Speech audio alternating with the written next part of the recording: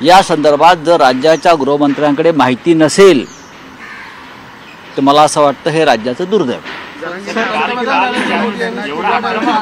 त्यांनी जे फडणवीसांवरती जो आरोप केले, कारण त्यांची जी भूमिका जर बघितली तर त्यांना डायरेक्ट गोळ्या घालणे, मला गोळ्या घालणार आहेत, मला मारणार आहेत, ही जी त्यांची आक्रमक जी ही बहुतेक ही जी भाषा आहे ही भारतीय जनता पक्षाकडून घेतलेली दिसते. जरांगे पाटील हे एक साधे कार्यकर्ते आहेत. जरांगे पाटील एक गावातले कार्यकर्ते आहेत, ग्रामीण भागातले कार्यकर्ते आहेत.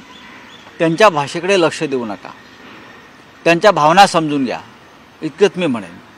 ते काय फार व्हाईट कॉलर मुंबईतले नेते नाही आहेत, ते गावाकडले नेते आहेत. त्यांची भाषा काय, तुमच्याकडे भाजपमध्ये जे सुशिक्षित नेते कडक इस्त्रीचे बरं का, त्यांच्या भाषेकडे लक्ष द्या. त्यांची कोणत्या प्रकारची भाषा आहे, एकमेकाला संपवण्याची भाषा आहे, पोलिसांसंदर्भातली काही भाषा आहे, हां खतम करण्याची भाषा आहे. ही भारतीय जनता पक्षाची भाषा.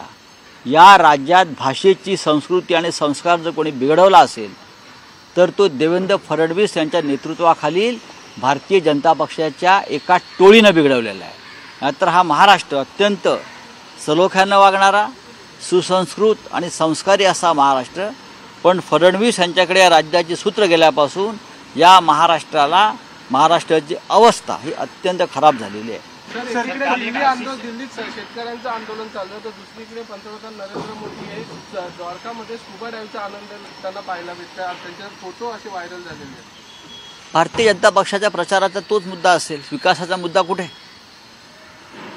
अजित पवारांनी जे पत्र लिहिलेलं आहे, विकासासाठी मोदींकडे गेलो.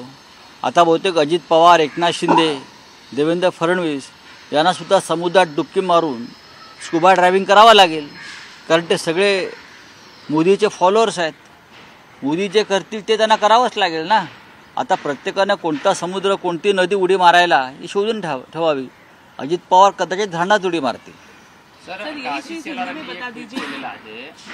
पक्ष गेला, चिन्ह गेलं, खासदार, आमदार, कार्यकर्ते, पदाधिकारी सगळेच गेले, आता तुम्हाला घेर लागलेली आहे असं कोण म्हणते? आशिष शेलारांनी ट्विट केलं. हा, मग करू द्या ना त्यांना. तुमच्या पक्षाची चिंता वाहा तुम्ही, आमच्या पक्षाची चिंता वाहू नका. आमची मशाल आणि आमची तुतारी बरं का, आणि हात या तिघांचं जे मनोमिलन आहे आणि वंचित बहुजन आघाडी आमच्या साथीला आहे.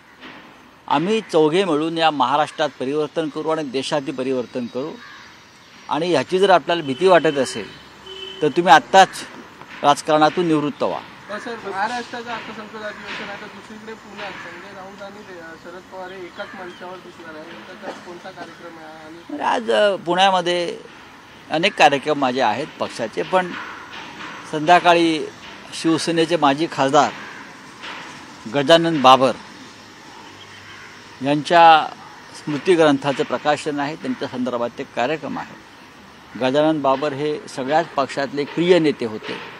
त्याच्यामुळे अनेक पक्षांचे नेते त्या मंचावरती उपस्थित आहेत. मी असेल, माननीय पवारसाहेब आहेत, इतर काही पक्षाचे नेते आहेत.